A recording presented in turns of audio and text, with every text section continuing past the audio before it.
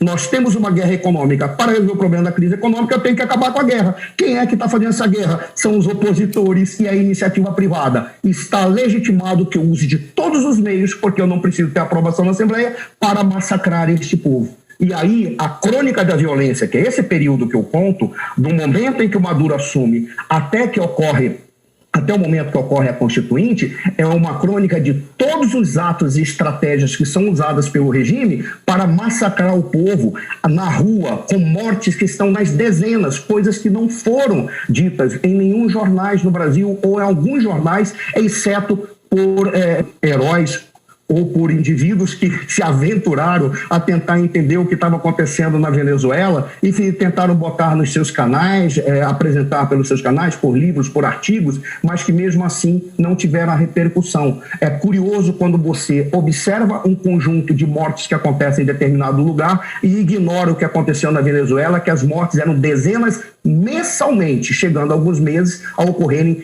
centenas de mortes. Aí fica a questão. Como que você sabe disso? De alguma forma, eu fiz várias pesquisas, buscava em jornais, fazia entrevistas, buscava jornais na Venezuela e buscava jornais do exterior. E como eu fazia comparação, eu pegava o jornal que poderia ser considerado o mais vinculado possível ao regime, que reduzia o número de mortes e tentava dizer que aquilo se dava por outras razões. Eu dizia, o número de mortes, pelo menos, o mínimo é esse. E foi assim que eu fui montando para ter um parâmetro em que as pessoas podem dizer, talvez não tenha sido tanto, mas isso é que, no mínimo, está sendo dito pelo próprio regime. A razão, o regime diz que foi uma, mas olha a quantidade de pessoas que dizem que a razão foi outra. Como, por exemplo, passar milicianos com metralhadora e atirar ao bel prazer diante dos opositores ou da população que estava se manifestando. Olha só, nós temos uma destruição da democracia, uma crônica da violência de um regime que se instaurou, e esse regime se instaura não foi em 2000, ele se instaura em 1999, 2000, quando a partir daí você já tem uma Constituição que estrutura o país e veio com os primeiros gritos de acordo que são legítimos. Como que nós matamos ou como que nós extinguimos as lacunas sociais? É legítima essa questão. Essa questão está certa. A Venezuela tinha um padrão de vida? Sim. Havia lacunas sociais? Sim. Mas há formas e formas de se resolver essas lacunas. Você não resolve isso massacrando o povo, se sobrepondo a ele, mentindo para o povo e tomando o poder para destruí-lo, imaginando que isso você vai conseguir preencher as lacunas sociais. Vieram as missões bolivarianas 2000, que foram missões assistencialistas espetaculares, 100 mil cirurgias de catarata, 100 mil, só que eram medidas que visavam o movimento da sociedade que não tinha um certo apoio de outras medidas políticas públicas, mas que foram usadas como massa de manobra para a eternização do poder. Porque ao invés deles darem continuidade e criarem suporte, ao invés disso, destruíram a base econômica. E como a embaixadora falou, a crise de Honduras, por exemplo, parte da crise de Honduras decorre do fato do Zelaya ter recebido milhões, centenas de milhões de dólares do Hugo Chávez, e o Zelaya ficou, agora que eu recebi esse dinheiro, eu não posso sair do poder. Vamos destruir a Constituição e aprovar a reeleição, que era um ato pegou todas as coisas inconstitucionais que poderia ter pego para apresentar lá. Ali foi um ato, ele estava vinculado diretamente ao Hugo Chávez, ele recebeu recursos, e isso há vários documentos de autoridades brasileiras. Eu peço desculpa, embaixadora, porque a senhora foi professora da Academia Militar, e a senhora me corrija, por favor, tá? Agora, que os gritos e juramentos, enquanto fazia o juramento de formatura, os gritos eram gritos de dedicação de vida e morte ao regime e ao líder. Isso você não encontra em nenhuma força armada em regime democrático. Isso você encontrou na década dos 30, em alguns regimes na Europa. Mas você não encontra em regimes democráticos, porque a força armada de governo não é instituição de ideologia, nem instituição de Estado. E eles foram fazendo. Aí, para encerrar, a esquerda que foi tomando o poder na América Latina, mas, curiosamente, assumindo para si como tendo sido as responsáveis pela redemocratização do continente. A redemocratização do continente foi conquistada por civis e militares que ficaram aqui e pensaram formas de modificar o regime e alterá-lo para garantir uma maior participação da sociedade. Não foram aqueles. Que aqueles que voltaram, saíram e voltaram em todos os países da América Latina, eles saíram, mas nenhum deles acreditava ou queria a democracia. Pegue os testemunhos, as declarações e as exposições de parte desses líderes que estiveram e depois, quando se manifestaram, aqueles que assumiram, falavam, não, nenhum de nós queria democracia, não, nós queríamos uma ditadura. E nós íamos fuzilar todo mundo que nós encontrássemos pela frente que não estivesse do nosso lado.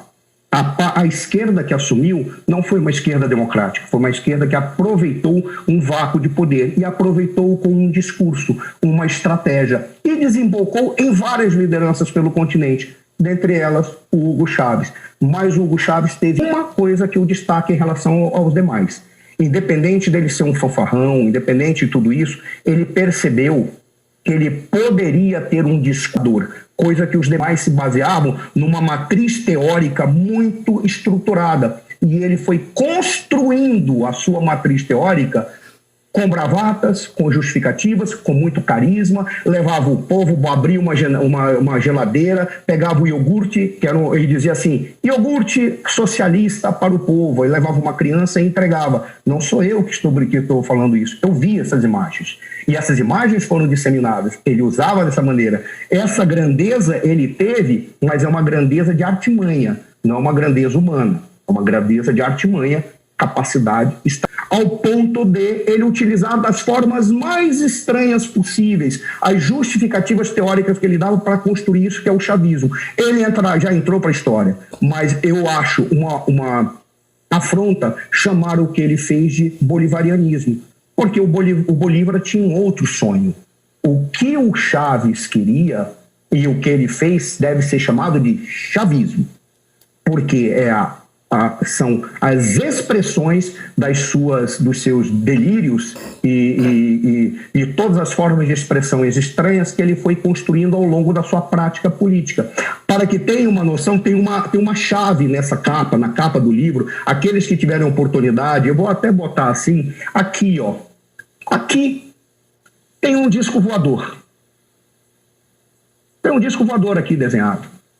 Por qual razão? Isso não foi um deboche, não é e eu não quis ser engraçadinho, porque eu não é o meu perfil para trabalhar fazendo gracinhas, né? A questão era muito simples.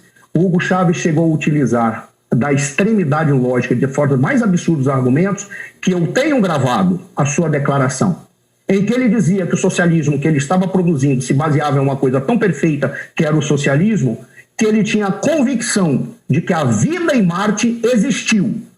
E a vida em Marte acabou, por quê? Porque o capitalismo tomou conta de Marte e o imperialismo destruiu a vida em Marte. Aí, quando eu li esse texto, eu escrevi um artigo na época, aí eu disse, olha que coisa curiosa, eu comparei o Hugo Chávez com Posadas, que era um trotskista da década de 60. Eu disse, nossa, que curioso, o Posadas na década de 60, quando foi entrevistado, perguntaram para ele se ele acreditava em discos voadores. Aí o que ele disse? Eu não sei se existe, mas se existe, significa que eles atingiram um patamar tecnológico avançado. Se eles atingiram um patamar tecnológico avançado, significa o quê? Significa que eles venceram os modos de produção. Então, eles estão no modo de produção comunista, logo estão no mais avançado. Se eles são comunistas e os discos voadores vieram para cá, certamente eles vieram apoiar a Revolução Proletária. E na brincadeira que se fazia com Posadas era...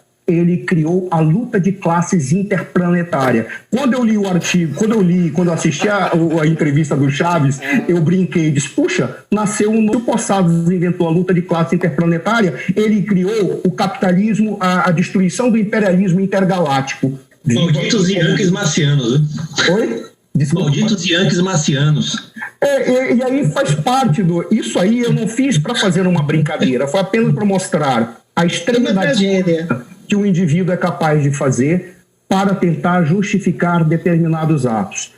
Eu, particularmente, espero que esse livro ele não seja visto como uma ofensa, ele seja visto apenas como uma contribuição para tentar entender melhor o que aconteceu na Venezuela.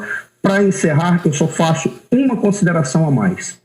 Me ofende profundamente quando eu vejo o que está acontecendo de 2017, 2018, com a eleição que não foi reconhecida nem internamente, nem externamente, a eleição de 2018, a presidência do Nicolás Maduro, quando eu vejo a imprensa, inclusive aqueles que estão mais posicionados pró-oposição, e eles falam o autoproclamado presidente Juan Guaidó. Isso é ofensivo, porque ele não se autoproclamou. Ele foi legitimamente dentro da Constituição, mesmo que não seja a Constituição que a oposição gosta, mas a oposição acredita nas leis, foi empossado legitimamente e investido presidente da Venezuela. Por qual razão? Porque a Assembleia Nacional, tendo o fato de não haver o reconhecimento das eleições que ocorreram por todos os elementos de fraudes que foram apresentados, reconhecidos internacionalmente, disse, nós não podemos, como ninguém aceitou, nós não podemos aceitar essa eleição. Está declarado a vacância do cargo. Estando declarada a vacância do cargo, assume interinamente para convocar as eleições Sua Excelência, o presidente da Assembleia Nacional, que naquele momento era Sua Excelência, o presidente Guaidó. Por essa razão, é muito ofensivo quando eu vejo na mídia, todos, em qualquer segmento que seja, se refere ao legitimamente, dentro das regras, pela Assembleia Nacional, seguindo exatamente aquilo que prescreve a Constituição venezuelana, apesar de não ser a Constituição que a oposição gosta, mas a oposição respeita as leis. Eu encerro por aqui, fazendo apenas esse comentário e agradeço muitíssimo a gentileza de todos.